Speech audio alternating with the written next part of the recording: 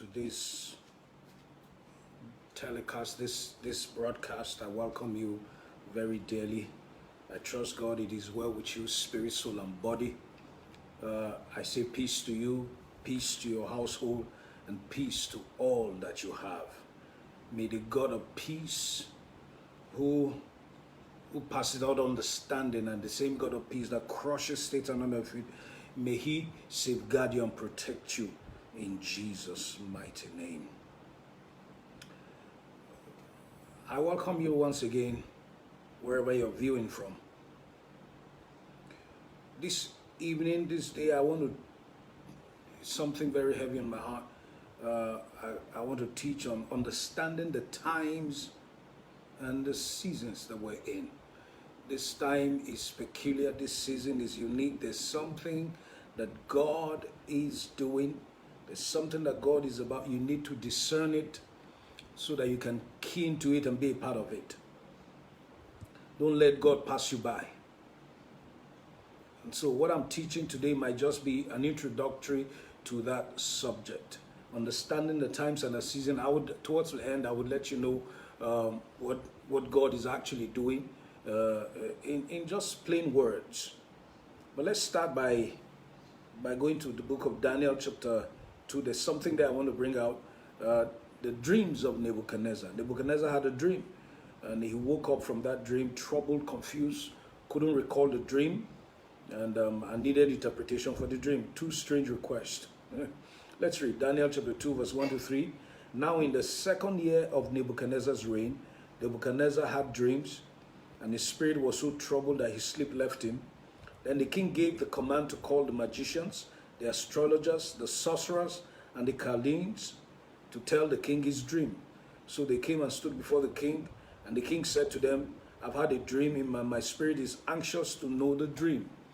You can read the entire chapter, we'll skip a lot. He had a dream, he couldn't recall the dream, so he wanted his magicians, his sorcerers, his astrologers. You know, those are the people that surround the place of the throne. He said, consult with two things: recall the dream and give me its interpretation. Strange request. And they acknowledged and said, well, your request is strange. Verse 10, go to verse 10 and 11. The Chaldeans answered the king and said, there is not a man on earth who can tell the king's matter. Those two requests. Tell me the dream and give the interpretation. So they said, there is no man on earth who can tell the king's matter.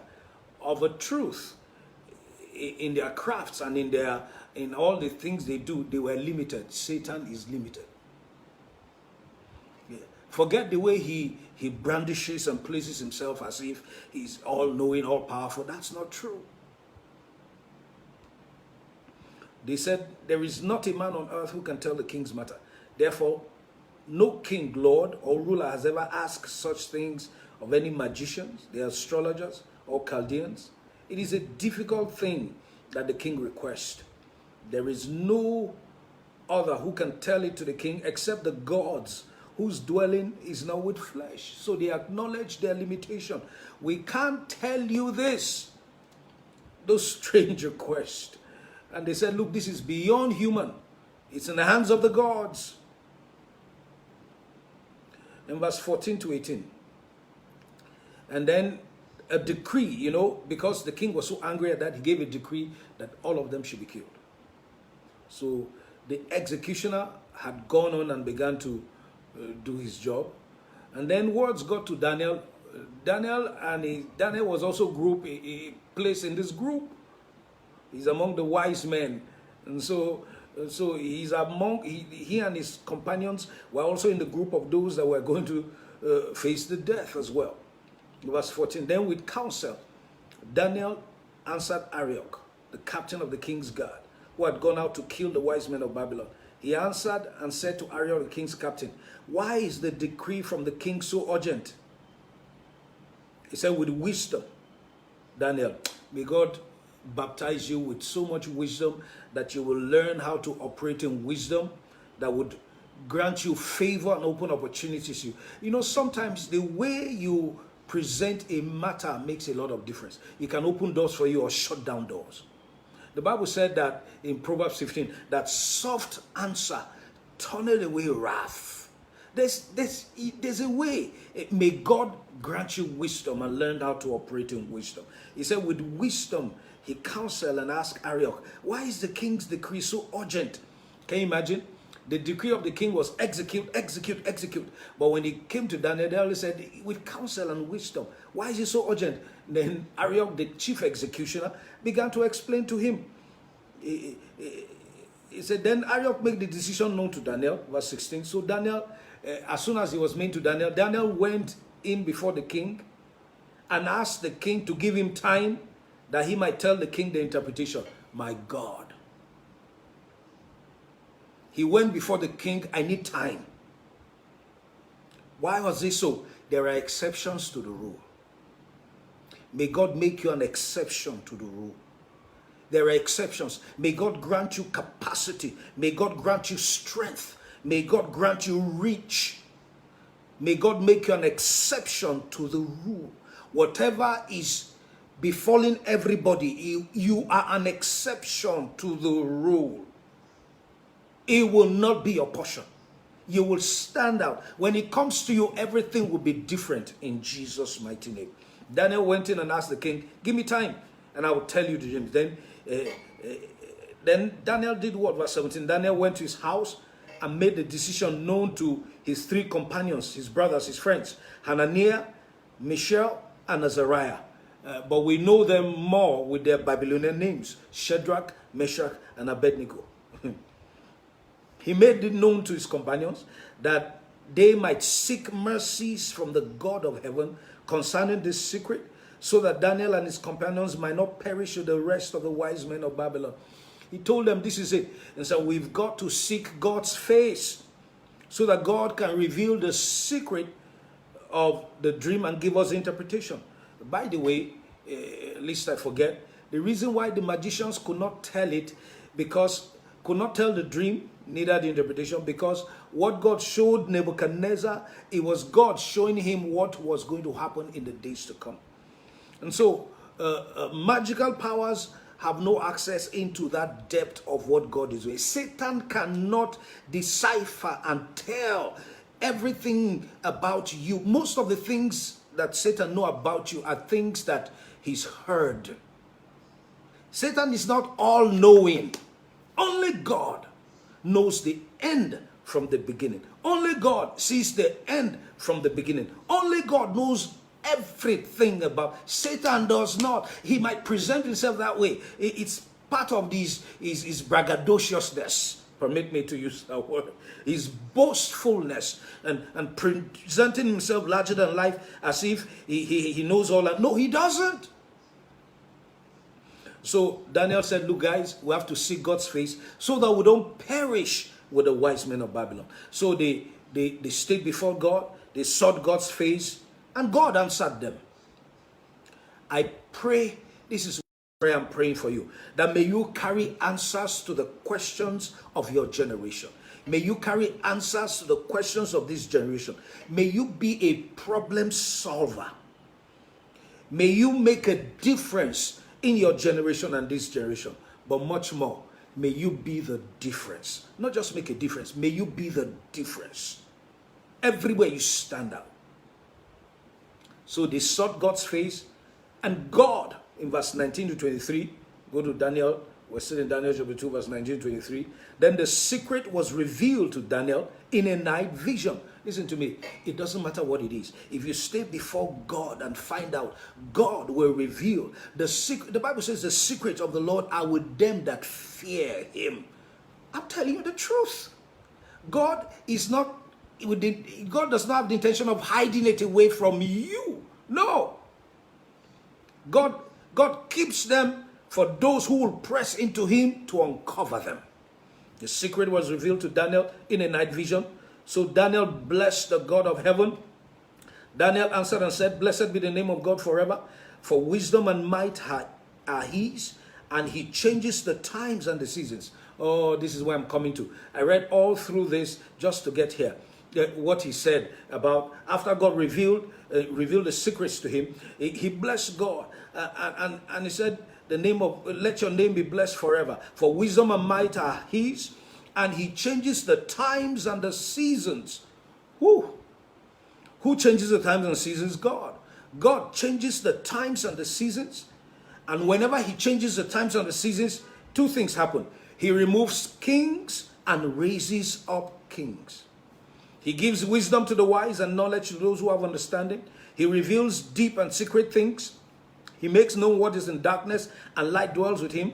I thank you and I praise you, O God of my fathers. You have given me wisdom and might, and have made known to me what we ask of you, for you have made to us the king's demand. Take note, Daniel said God changes the times and the seasons. Whenever God does that, he removes kings and raises up new kings. And whenever God removes kings, it's because these kings have used up their time and they are no longer relevant. Listen to me. I see God raising new kings across our nation. This season that we're in. Oh my God, my God. Our nation is not going to be the same again. You are not going to be the same again. Leadership in this nation is not going to be the same again, because I can tell you what is coming next. What is coming next is going to be more serious. There will be instant judgment from God. Men and women are going to be dropping dead. I'm not just saying drop. Those who will not align and let God's will be done, they are going to be taken out of the scene. Leadership across the land. I'm telling you the truth. And I like to, at this point, I don't know if you know anybody out there, those who have, oh God, those who have, the palliatives that the government, we only hear about them, that the government are giving out to those who are really struggling. And there are those who are taking advantage of that, and it's not getting to where it should get to. I have a word from you. The leprosy of Naaman is clinging upon you and upon your generation until you are totally destroyed. I'm telling you, I see God raising new kings across our nation. These kings are after the heart of God and will do all of God's commands. And these kings are also giant killers. He said whenever God changes the times, that's exactly where we are right now. God is changing the times. The seasons are changing, but you've got to discern it spiritually. And as he's changing them, God is swapping, he's replacing, he's removing, he's raising new ones and bringing those down.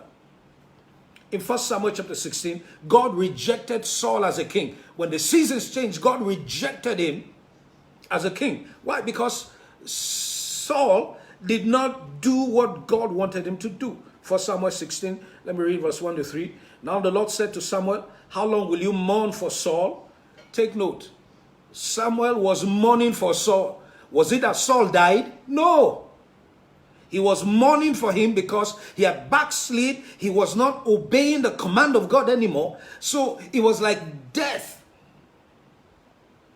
Samuel was mourning for. He said, how long will you mourn for Saul, seeing I've rejected him from reigning over Israel? God rejected him. But God did not take him out of the throne, because the one who was to come and take over wasn't ready yet. I see new kings. God is raising new leaders, new kings across the nation, our nation particularly. He said, I've rejected him from reigning over Israel. Fill your horn with oil and go. I'm sending you to Jesse the Bethlehemite, for I've provided myself a king among his sons. I have a king among his sons. And Samuel said, how can I go? If Saul hears it, he will kill me. Oh, there's no better strategist like God. And God said, oh, I know how to take care of that. Just take a heifer with you and say, I've come to sacrifice to the Lord. And then invite Jesse, the entire house of Jesse, to the sacrifice. And when they come there, I will show you whom you shall anoint, for I have a king among his sons. When the seasons change, even naturally, when our seasons change naturally, they place certain demands on us. And if you don't comply, you'll pay for it dearly. In this part of the globe, when the seasons change, when it becomes very cold, You have no choice but to look for warm clothing and wear to protect yourself. If you defy them, you will pay the price. Likewise, when the spiritual seasons change, God demands that we embrace it, change with it, but if you reject and resist it, there are consequences.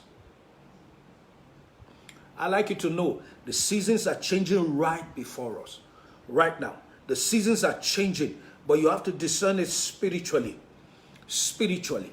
And if you miss it, oh, you're going to pay dearly for that. And I'm saying that none of you will miss it. None of you. No one.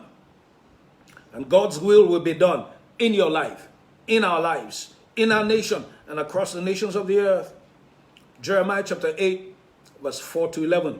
I want to read from the New Living Translation.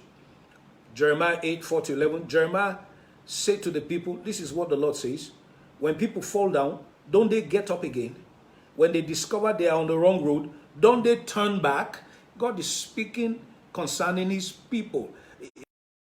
I don't know about my people. Something is fundamentally wrong with them. When somebody falls down, doesn't he naturally get up? But my people, it's not so with them. When somebody discovers they've been on the wrong road, when they turn back, and I like you to know, it doesn't matter how long you have been traveling on the wrong road, that road will never become a right road. You need to get off that road and locate the right road, or else you will never arrive at the desired destination of your journey. It says, verse 5 then, why do these people stay on their self-destructive path? Why do the people of Jerusalem refuse to turn back? In other words, I'm going somewhere. God is saying, look, I've changed the seasons. I've allowed certain things to happen so that my people can turn back. They can change their ways and come back to me. Because the Bible says in 2 Chronicles chapter 7 verse 14, God said that if I allow disaster to befall the earth, plagues and destructions and famines, he said, if my people who are called by my name will repent and turn from their and seek my face and pray, God said I will hear from heaven, forgive their sins and heal their lands. So God allows certain calamities to befall the earth to draw the attention of his people back to himself when they have really strayed away. So God is saying, these people stay on their destructive path. Why do the people of Jerusalem refuse to turn back? They cling tightly to their lies and will not turn around. I listen to their conversations and don't hear a word of truth. Is anyone sorry for doing wrong? Does anyone say, what a terrible thing I've done? No. All are running down the path of sin as swiftly as a horse galloping into battle.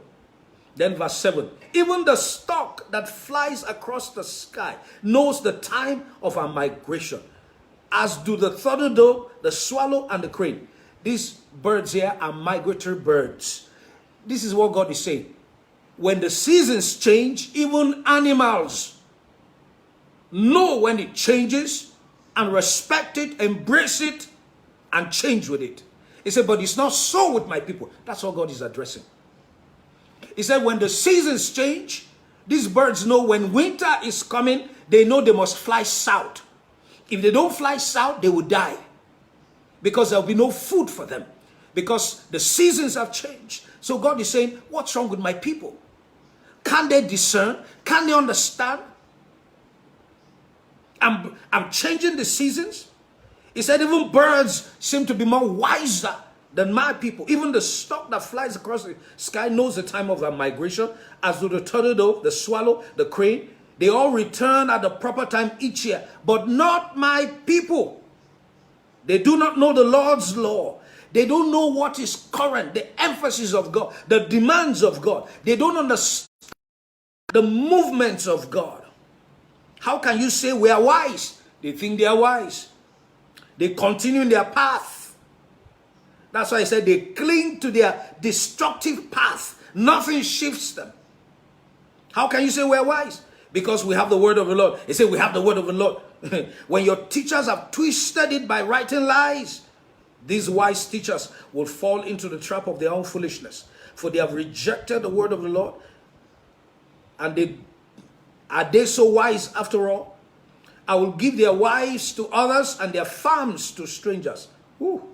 from the least to the greatest. Their lives are ruled by greed. Yes, even my prophets and priests are like that. They're all frauds. They offer sacrificial treatments for my people's mortal wounds. They give assurances of peace where there is no peace. Listen to me. This is what God is saying. When it is time to migrate, because the seasons is changing, and you do not, you will pay dearly for it. It can even be to the detriment of your own life. God was saying, what's wrong with my people? Even birds understand when I change seasons. They all fly south when it's winter so that they can survive. when, oh God. He said, but when you refuse, there are things that happen. When God changes the seasons and you don't, it's either you resist it or reject it, or you don't know about it. One of the things that happen is that you will lose wisdom. And you find that in that same Jeremiah 8 verse 7 to 9. You will lose your wisdom and you begin to do and say things that are foolish. Oh, we're seeing them. You will lose wisdom. Your foolishness will catch up with you. And then God said, because of that, I will give your wives to others, your farmlands. You will lose the closest things that are dear to you. You will lose. All the things that are valued, that you value the most, you will lose. Jeremiah 46 verse 17. They cried there, Pharaoh, the king of Egypt, is but a noise. He has passed by his appointed time. When you miss the seasons of God and you don't plug in, you're not a part of it, what happens is that you will lose your voice. Can you see? You will lose your voice. You will become a noise. Oh, we have a lot of noisemakers all over the place. They've lost wisdom. They've lost their voice because they've lost relevance. You will lose your voice. You will become a noise. Isaiah 66 verse 6. That's when you don't discern, you don't understand the season. This is the season that we're in right now. Isaiah 66 verse 6.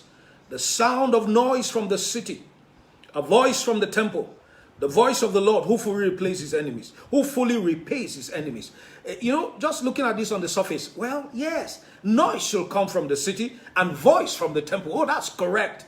Until you read Matthew chapter 5, you are the salt of the earth. You are the light of the world. A city set on a hill that cannot be hidden. You are the city set on a hill. A noise should not be coming from you. A voice should be coming. A voice from the temple. That same voice should be pronounced in the city so that those who are lost in the city will be able to find bearing. May God give you a voice in the temple and a voice in the city. I told you, God is new leaders. God is raising new kings. May God give you a voice in the city, a voice in the temple, and a voice in the city. But much more, may God make you the voice of God in the city. You know, when you read Isaiah chapter 2, the mountain of the Lord's house shall be exalted above every other mountain, and all will flow to it. As God changes the times and the season, this is what's happening. The true church is emerging. The true church is emerging out of this in power and glory. You are coming out of this in power and glory. The true church that shall fully manifest the power and the glory of God are emerging. That's what's happened. That's what this season is birthing, is bringing forth. The new church. No, the church that will not be a noise in the city, but will be the voice of God in the city. And where the city will take attention and hear. The true church is emerging out of this. And this is my prayer for you. That may God Almighty reveal himself mightily in your life like never before. May God show himself strong on your behalf everywhere you turn like never before. May you encounter God in a totally new dimension. The seasons are changing. Things are happening. There's a separation that's going on right now in the church. Separation is going on. God is sifting and shifting and separating. May God bring you to that place of great relevance. May God show himself so strong and mighty. May God open your eyes of understanding and sharpen your ability to discern more accurately the times and the seasons. And may you see God like never before. That's my prayer for you. That's what's happening. The true church is emerging. And the church, it's not a physical structure. It's a spiritual structure. It's a spiritual structure. The church is the hearts of men and women where God dwells. I am telling you that a new generation of people are emerging. Those that will carry his power and glory into our generation and will impact it for God's glory. That's what I came to share with you. I trust God that it's been a blessing to you. But I like you to stay with us because we're going to build on this. We'll press into God to understand this true church, that is the emergence of the true church that will carry his power and glory in this day time. It's never going to be the same again. Never. It's never going to be business as usual. Oh, whenever God changes the times of the seasons, he raises new kings and he pulls down. Oh, no, my God.